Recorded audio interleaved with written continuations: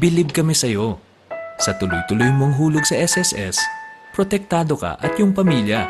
Mag-member na. Han, nabalitaan mo ba yung bagyong nagdaan dito sa atin? Yung bubong kasi natin, kailangan na natin ipaayos agad.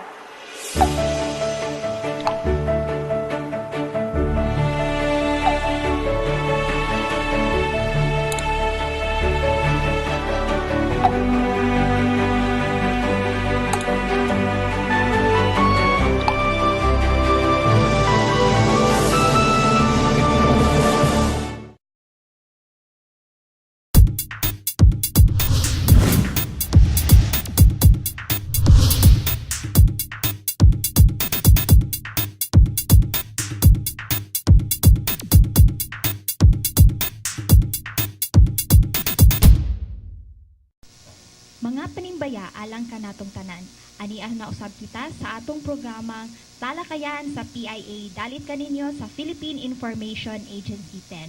O karong buntaga atong kauban ang ato ang mga tinugyanan sa Social Security System or SSS. O para sa ato ang welcome message, atong paminawon ang Regional Director sa Philippine Information Agency 10, si Director Thelma B. Oliver. Good morning once again. We'd like to acknowledge the hosting of Social Security System for this morning's Talakayan ng PIA. So today we will be discussing the different programs and projects of SSS which will really benefit us, especially the media practitioners. I would like to remember SSS when I was involved in their information campaign, which made me also an advocate.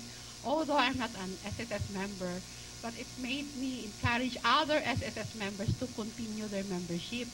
Kasi sometimes they thought, before they have an employer-employee relationship, so their SSS were partly paid by the employer. But once, especially the media practitioners, kung freelance na kayo, you can still continue with your membership premiums. No?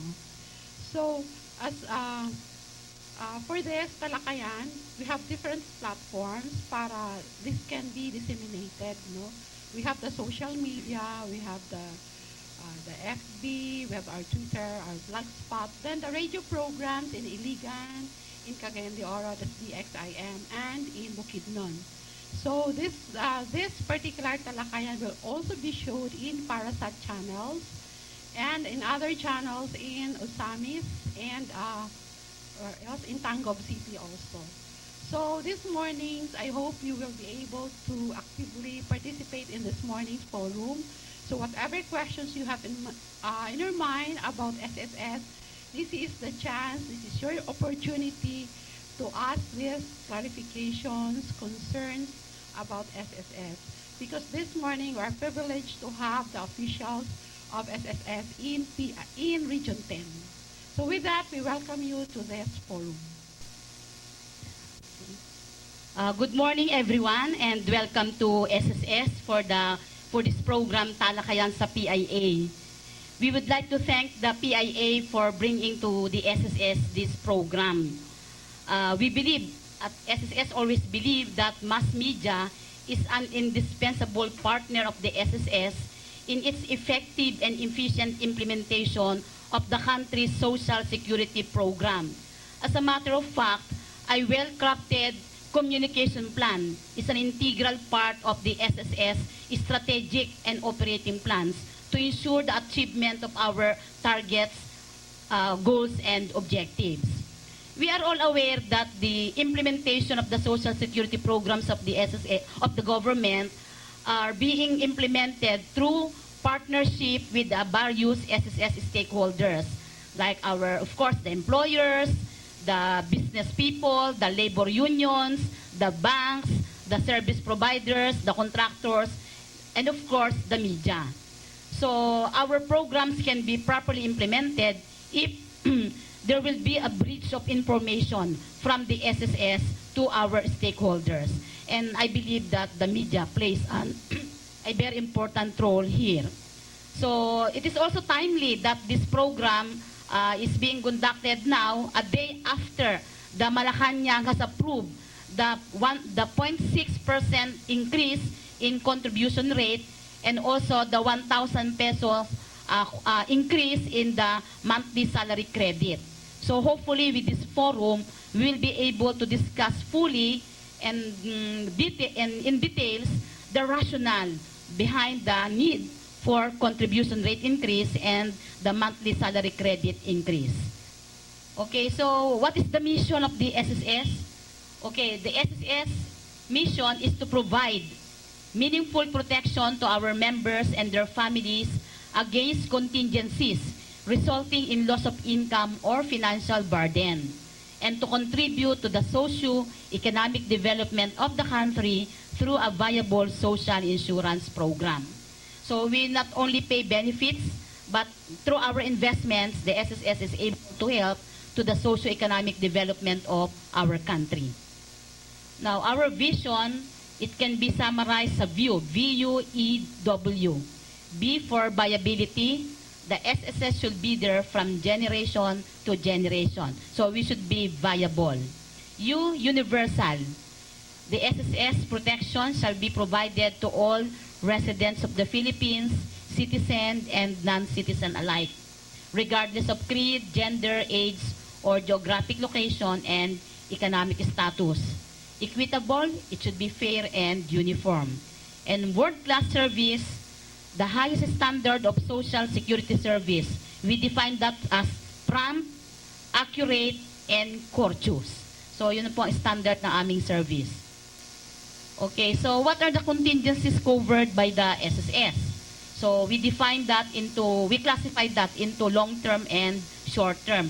Long-term benefits, we have the retirement, the disability, and the death benefit. Of course, we have the funeral grant of 20,000 in case of death. So aside from the funeral grant, the beneficiary will either receive a lump sum or pension death benefit depending on the number of contributions.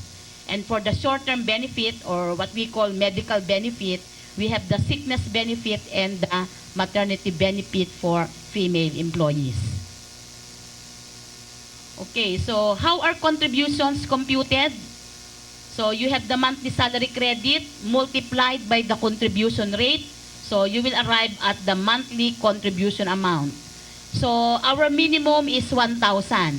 So 1,000 times 10.4. So the minimum contribution is 104. And the maximum is 15,000 right now. Effective January 2014, as approved by the President yesterday, it will be increased to 16,000. So right now, the maximum is 15,000 multiplied by 10.4. So the maximum is 1,560. When we implement the 1% increase at 16,000, the maximum will be 1,760. Maliit pa rin. Okay, so value of your SSS membership, no? So we have here a typical illustration or example of what is the value of your SSS membership on the assumption that you are contributing at minimum and contributing at the maximum, no? So for example, a typical worker become SSS member 25 years old. So he will be contributing or he will be retiring at age 65. For your information, ang optional retirement po natin is 60 years old. Ang technical or retirement or compulsory retirement will be at age 65. So assuming that this member retires at age 65 and for so many years, for 20 years, he or she contributed at the minimum. So that member, kung lagi siya nagko-contribute sa minimum, for 20 years, he will only be contributing 24,960. But that member, ang assumption, he will be receiving pension for 22 years. That is from age 65 up to 87.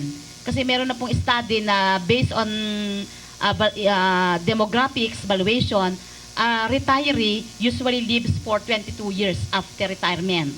So ang assumption, magre-retire siya or magpe-pension siya for 22 years. So assuming that member received 22 years in pension, ang total pension na marireceive niya is 686,400.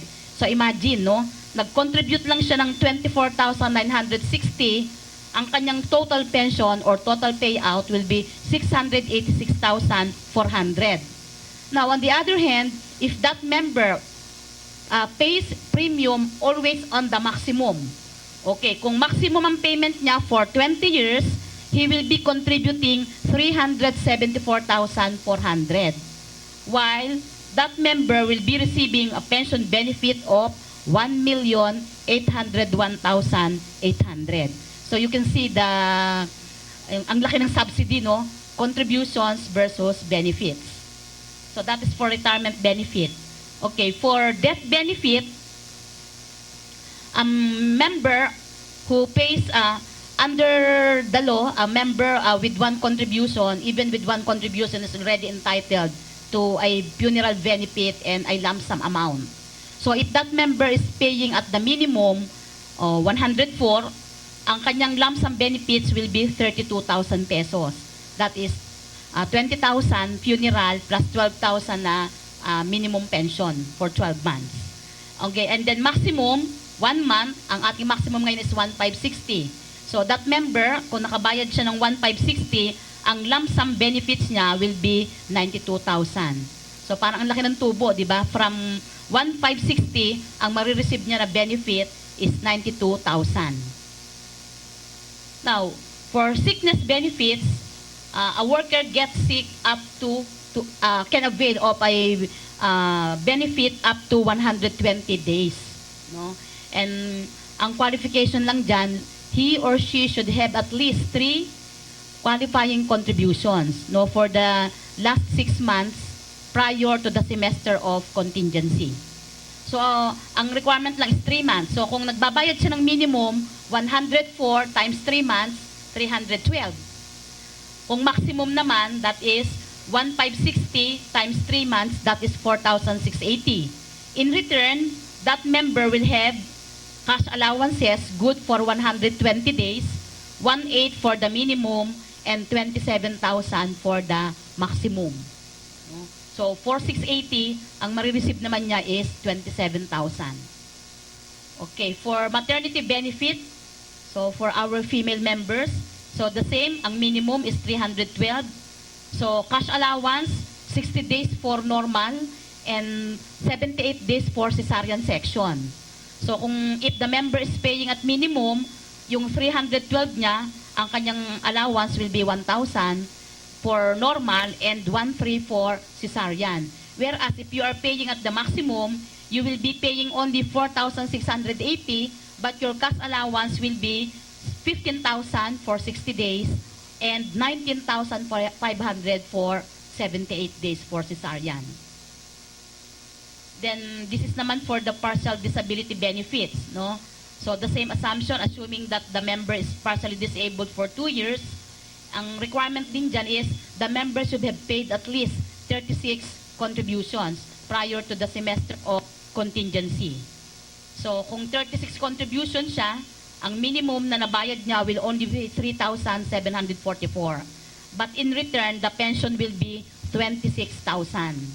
For the maximum, the benefit, the contribution will only be 56,160, but the pension will be 156,000. Okay, so as I have stated earlier, the President has approved the implementation of a 1% contribution rate increase. So we'll discuss why is there a need for contribution rate increase. So as I have explained earlier, our financing scheme is that contributions plus investment is equal to or should be greater than benefits and operating expenses. So yan po ang ating equation. Benefits plus investment income should at least be equal to benefits and operating expenses. So dapat equal or greater. Pag lower na po yan, hindi na balanse yung equation. So dapat kailangan palaging balanse yung ating equation. So what happened? So ito po, kung baga yung the life of the SSS fund should be a balancing act. The revenues should be balanced with the outflows or with the expenditures. Okay, so what happened po? From 1980 up to 2007, our contribution rate is stagnated for 23 years. Noong 1980, our contribution rate is 8.4. From 1980, nag-increase lang po tayo ng 2003 or almost after 23 years. So from 23 years, 8.4 naging 9.4, 1% lang. And then from 2003 to 2007, another 1%, 10.4. So from 2007 hanggang 2013 or start ng 2014, almost 7 years na naman. After 7 years, we have another 0.6% increase. So very minimal yung ating contribution rate. And pension increased 21 times during that period. So in other words, we keep on increasing our contribution, we keep on increasing our pension without corresponding increase on contribution. So if that is the case, I believe you understand what happened to our equation. Tilted na to the right side. Mas malaki na yung pension at saka OPEX, yung operating expenses, versus doon sa revenues. Okay, so what are the critical factors affecting SSS life? Of course, number one is the demographics. Increasing life expectancy. We have improving lifestyles, resulting to longer life. We have better access to medical care. And we have an aging population. So as the population ages and as the life expectancy increases, we have to pay more pension. Pag mahaba ang buhay ng pensioner, mahaba din ang time na magbabayad tayo ng SSS contributions, pension. So based on studies, before the lifespan of a pensioner after retirement is only 17 years. Ngayon daw po 22 years na. So nadagdagan ng 5 years. Kumahaba na daw yung buhay ng mga tao. So kung mahaba ng buhay ng pensioner, mahaba na yung time na magbabayad ng pension. Okay.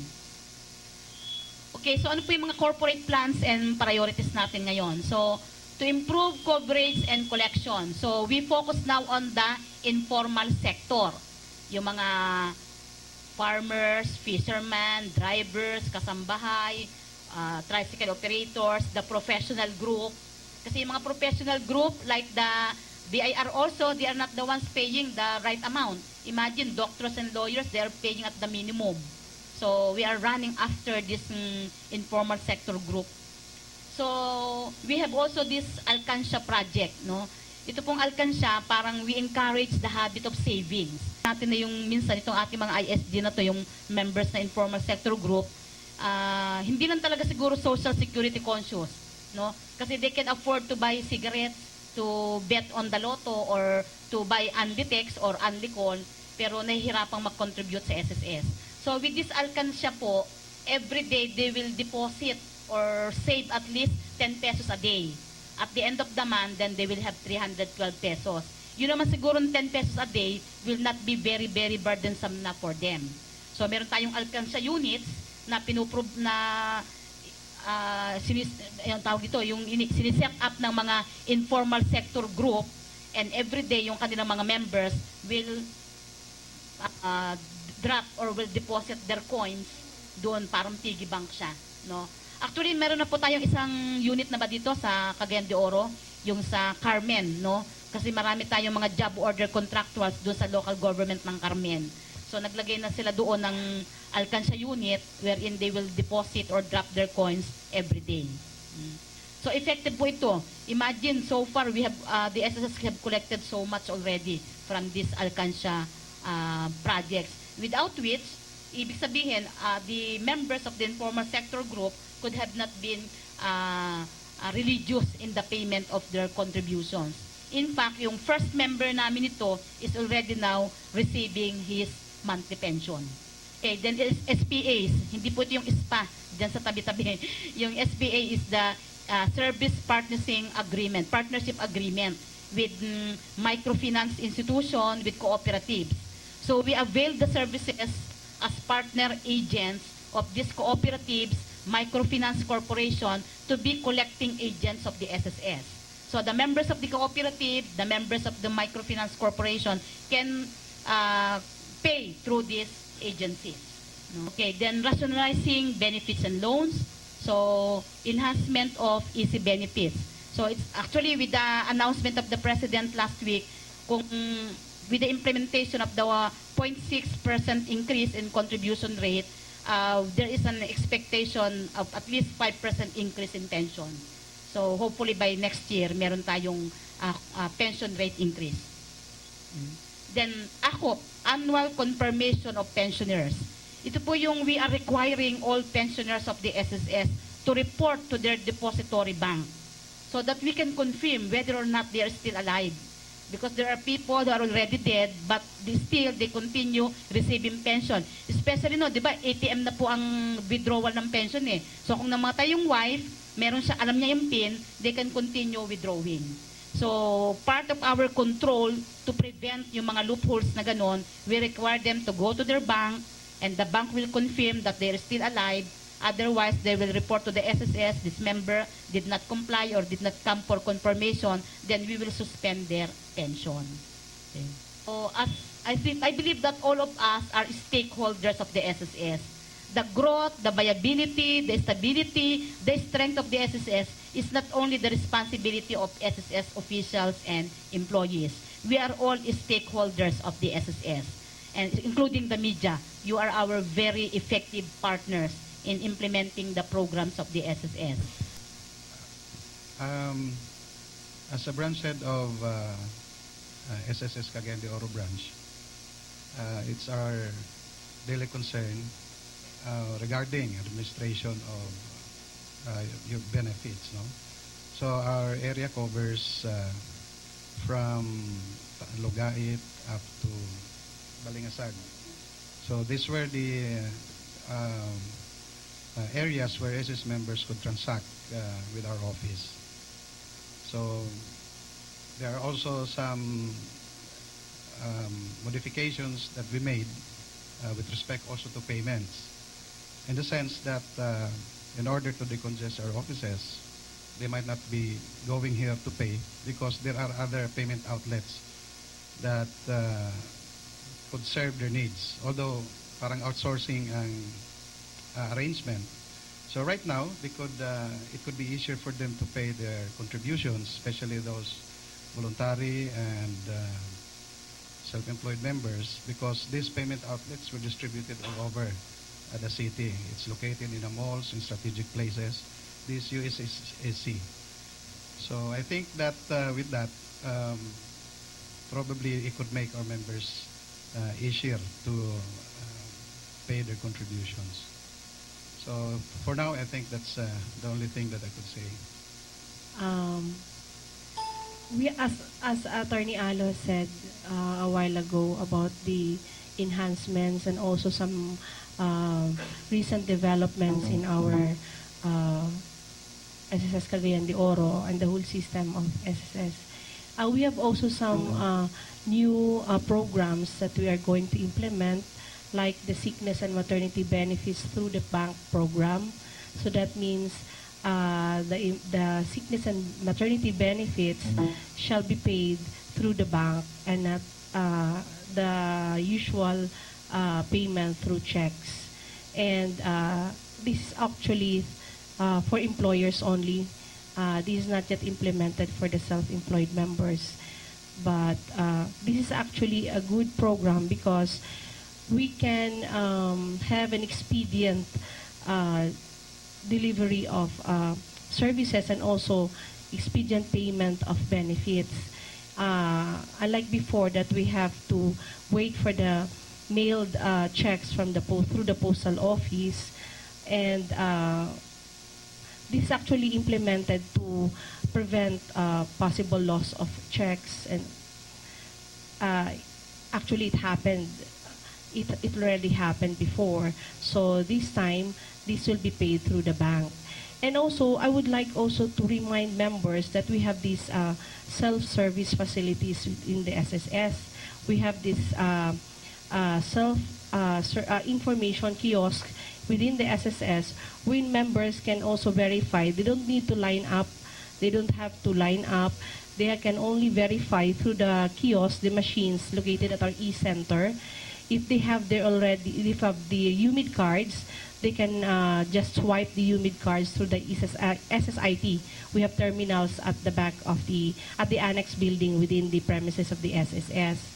We have also the SSS website, wherein the member can register through my.sss, wherein the member can verify her or his records, and also can download his or her records, can print his or her records, and not necessarily come to the SSS office. So we have also this SSS text and the IVRS, the dial-up, the interactive voice response system. The SSS implemented a new structure in our organization last year when we implemented the Central Processing Division. So now, the Cagayan de Oro Processing Center is processing all claims within the Northern Mindanao Division and the Caraga in the national jurisdiction.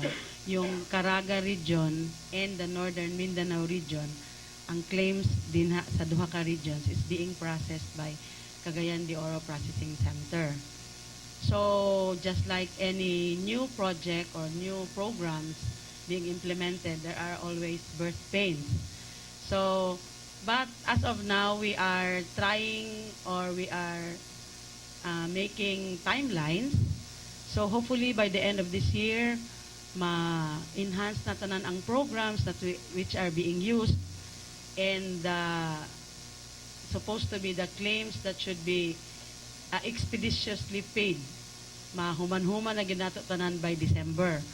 So we are now having mga task force just to expedite. So siguro nakadungog na muna ay mga reklamo, but we are doing everything in our capacity na himo na namo ang dapat mahimo, like ma-expeditiously pay the claims. So karon naami mga task force ni panghimo. Ang among timeline is by December, almost everything should be kanang normal na. Yes, my question to Attorney Cornelius.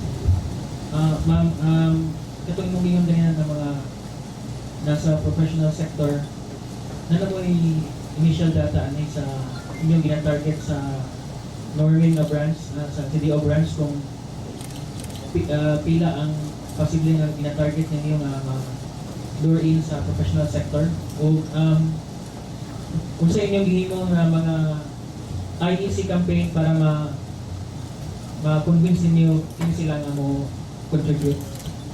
Ikuha na lang ako ma'am, ang ikagawa akong question regarding sa inyong flyer nga auto-debit arrangement nga automatic na i-deduct sa bangko.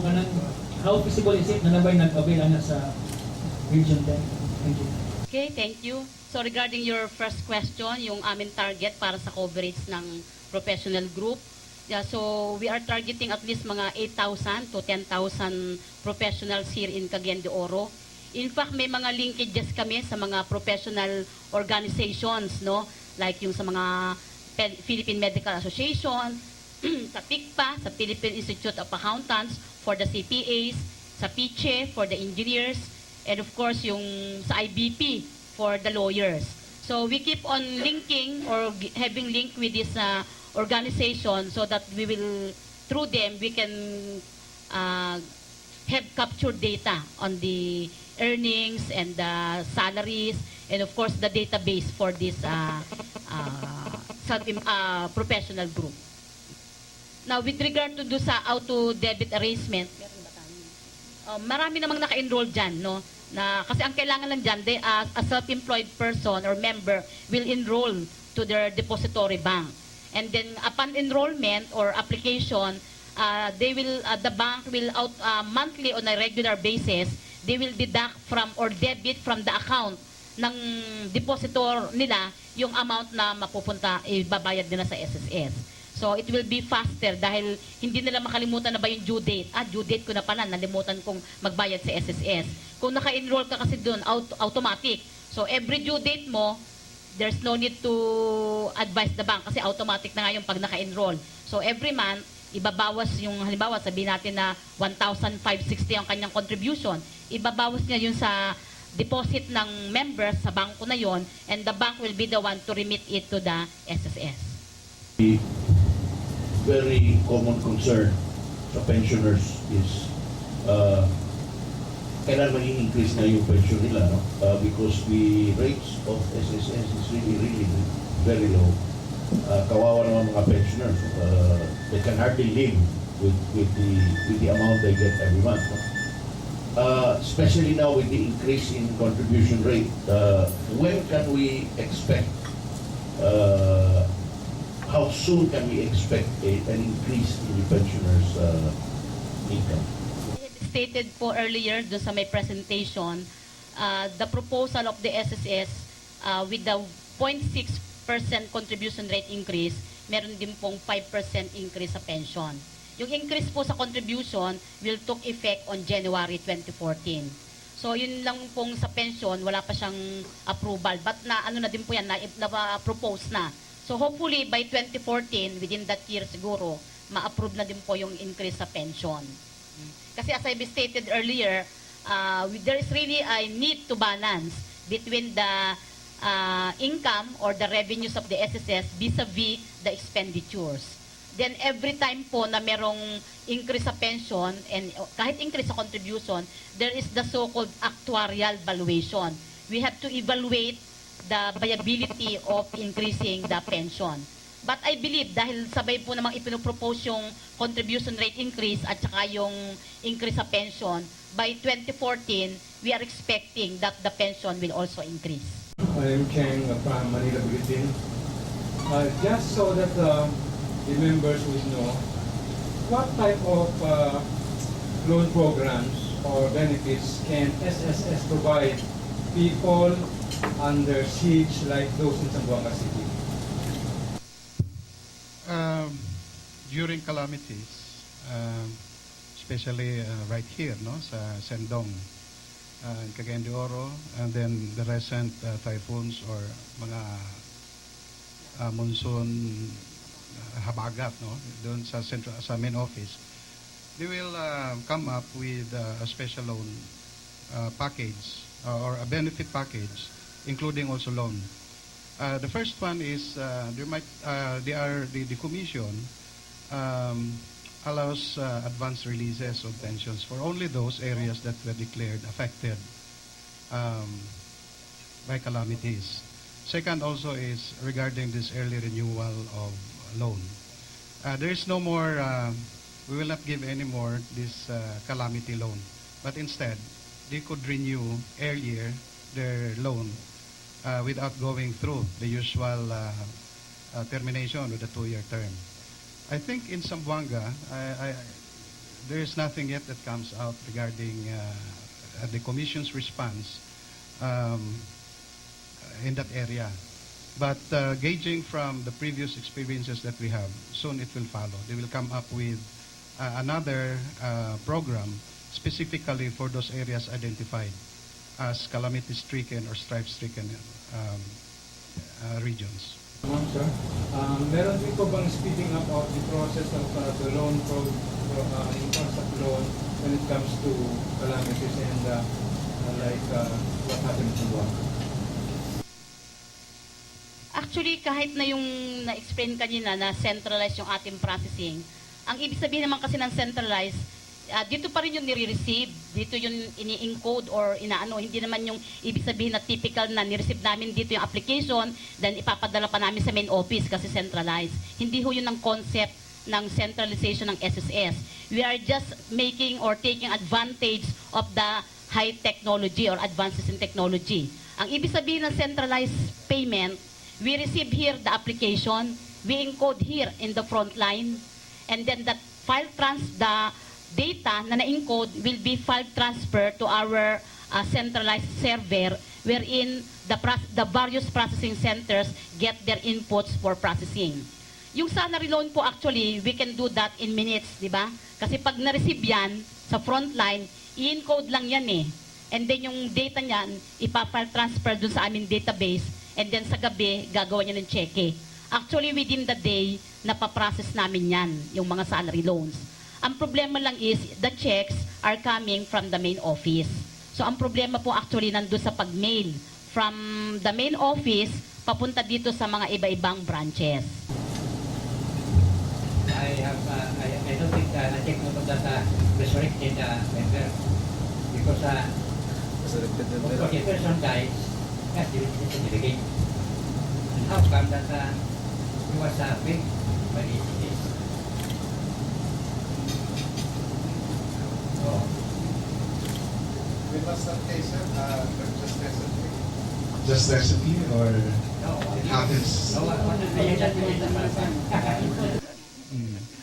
Kasi there are so many causes. The first one is straight and simple, a fraudulent claim. Now, our controls on that is for every funeral benefit that is filed, we will not only rely on the death certificate because it could be sometimes fabricated. So even if we spend for our resources to verify it from the place where the person is supposed to die, kailangan namin gawin.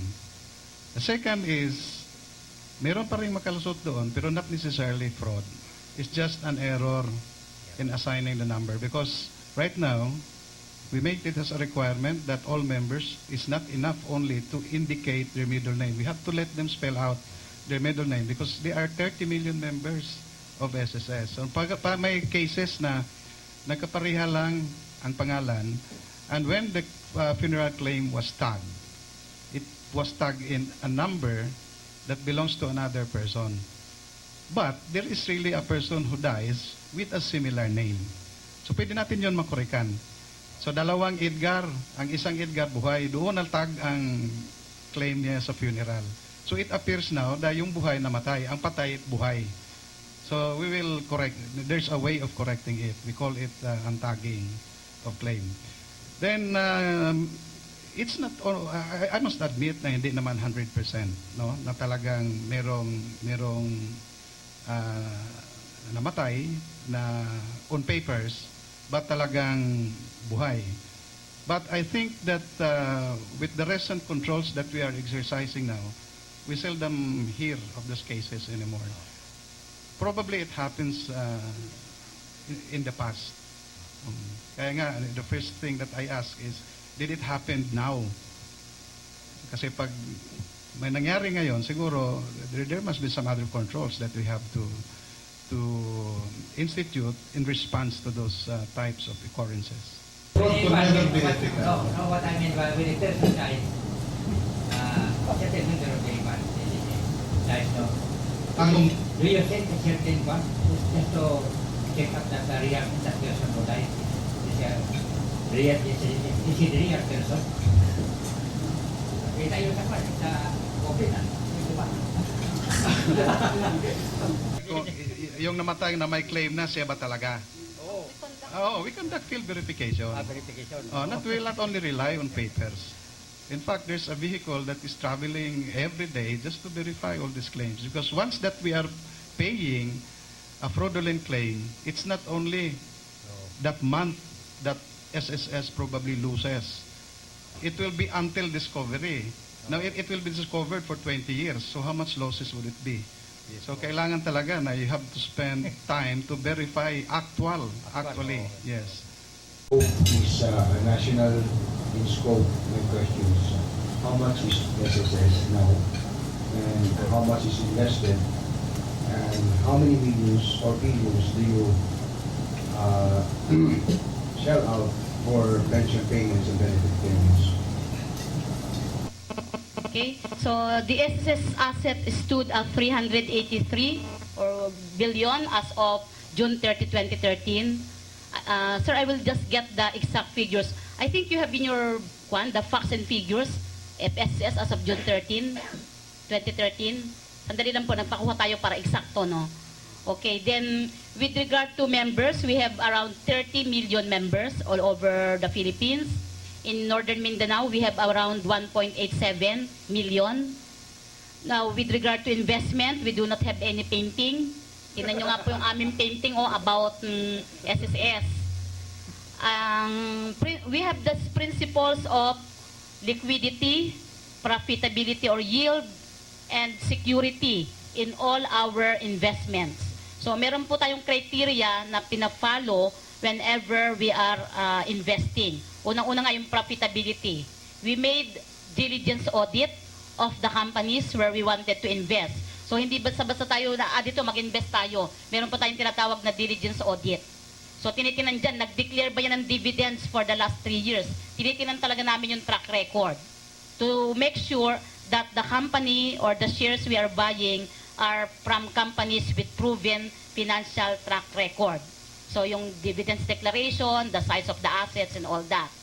Then aside from profitability, tinitingnan din natin ang liquidity. Liquid ba yung company na yan? What do you mean by liquid? Hindi po yung basa, no?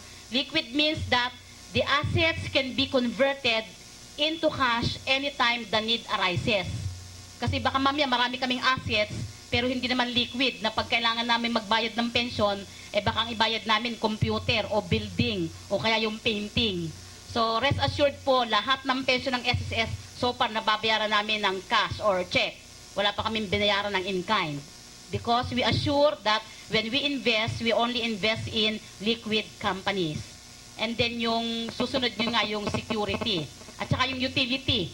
Utility, functional ba itong investment na ito? Will it help the government in its development, yung sa generation of jobs, development of industries, the capital market? So those are the criteria that we look into when we make our investment. And tayo po ay merong talagang committee, the Oversight Committee, Strategic Investment Committee, responsible for evaluating those investments. And all of the investments are being scrutinized, evaluated, and approved by the Social Security Commission. So hindi lang po yung presidente ng SSS, kundi yung aming Board of Directors ng equivalent nga yung Social Security Commission. At saka nandun din po sa batas na ang aming investment should earn at least the average of the treasury bills. So dapat ang investment namin hindi bababa ang income doon sa average yield ng treasury bills. So hindi pwedeng mas mababa doon. SSS and other government agencies, are the full implementation of distribution of the issuance of PIA card? Yes. Yes. I think 2 weeks ago we also seek the assistance of the registrations to announce that there are also UMID ID cards that will return to us. So pinatawag namin yung nagpa-ID noon na hindi pa nakatanggap na they could check it with us. Continuous ang pagpa-ID natin. If you are an SSS member, then all you have to do is just to fill up yung E6 form, and if you are qualified, you could go there in our e-center for your UMID cards to be for the data capture, no, live data capture. Now regarding interconnection, well, parang wala pa yata yung other offices. There were 4, no? JSIS, SSS, PhilHealth, ang Pag-ibig. Pero still the same, we're heading towards it way. So mas maganda na, even if there is no interconnection yet, we have that already. May mention for the 7 billion budget granted by the government. So is it, yung 7 billion is for the national na ba, or how much po yung budget for Northern Mindanao? It's for the national. For the national. So when will this be effective po, and how will you be selected in granting these educational assistance to the Actually, we have implemented this since last year, April last year. So we have already processed many applications for their student for this educational assistance loan. Wala yung klaro kay mga empleyado sa mga construction dito mo na sometimes ang employer nila nagbayad or namakakba sa ilang mga employee at iba-ilan gilidak na nilang sweldo. Ang nahitabo na katong dito sa Albuanan na kurintihan doon 2 katao, nahulog, nasunog, and then nanawag sa amo ang patabang kay wala sila timanan sa employer. And then magkarami siya nga namin isis, gilidakan ng may among sweldo, mabili na lang is 150 o 120. So, kaya ko nala ba, sistema mga piko pala, mga contractor, mga reduction. Kung sa may habol na to, ano sila sa mga employer? The basis of our payment when it comes to employees is not only contributions. For as long as we could prove that he is an employee, under the law he is deemed as covered. Because the coverage of the SSS starts from the first day of his employment, not necessarily the date of his registration. So what we will do is that we will compute the benefits due for the member, and whatever we pay to that member who was unreported, we will bill it to the employer. And if the employer will not pay, then correspondingly, we could also file criminal case for non-reporting against that employer. There's only one requirement. For as long as we could prove, or the beneficiaries, surviving beneficiaries could prove that he is indeed an employee who was not reported, we will pay. Dili ang number mo, yung magkapamember niya. The jurisdictional link is whether or not he is an employee. If it is unreported, we will bill it to the employer. We will compute. We have a total of 30 million broken down as employers, 871,642. And for the individual members, we have the employees, 22.2 million. For the self-employed, 3.9 million. And for the voluntary, 3.9 million also. So a total of 30 million strong SSS members. Now, for our financial highlights, these figures are called from the data from January to June 2013. So for the first semester of the year, we have collected 50 billion. For our investment, income is 17.8 billion. So a total of 68.68 billion for the first semester of 2013. And our operating expenses is 5% of revenues. Although, as I have stated earlier, we are allowed to spend 12%, but we spent only 5%.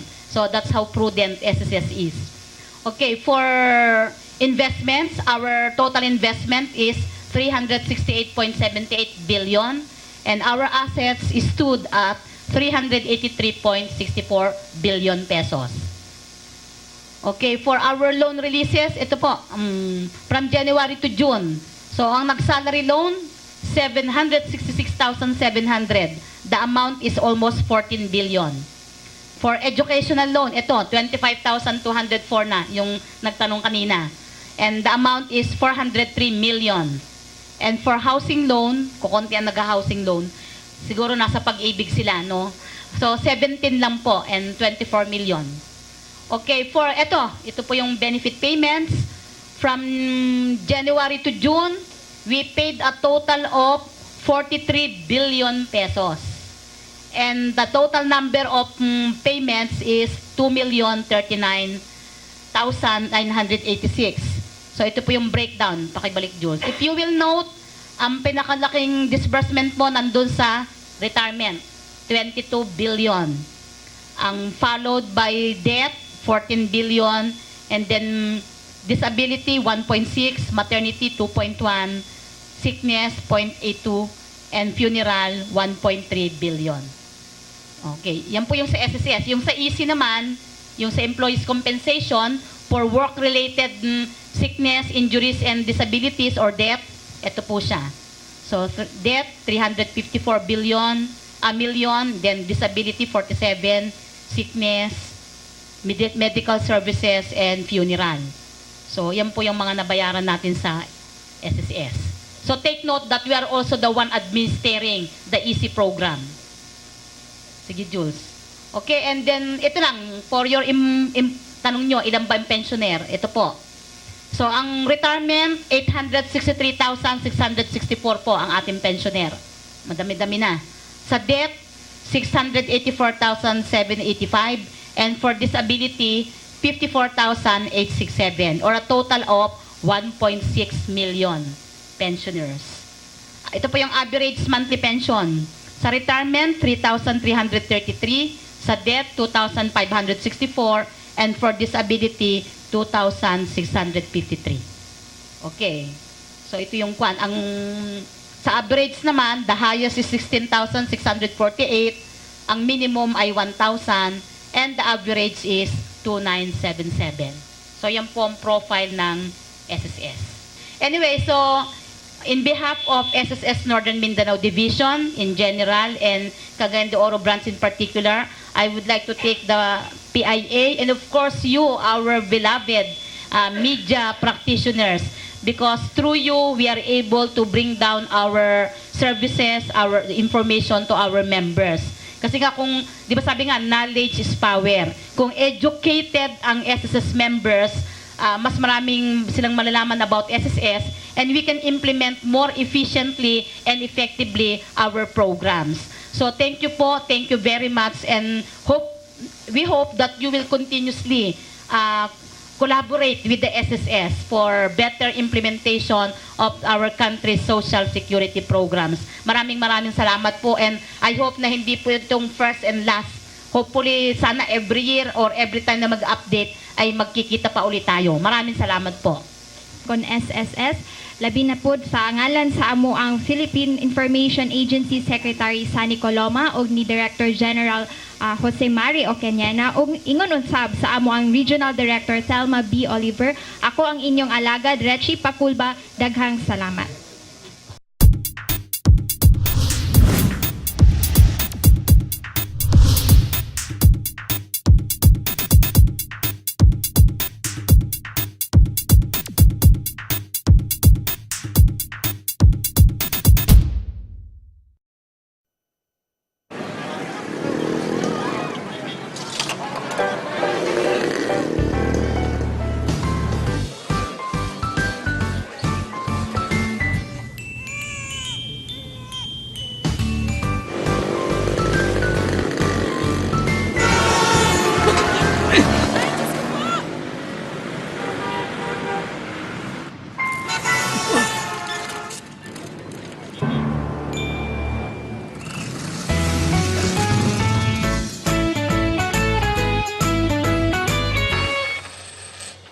Bilib kami sa'yo. Sa tuloy-tuloy mong hulog sa SSS, protektado ka at yung pamilya. Mag-member na.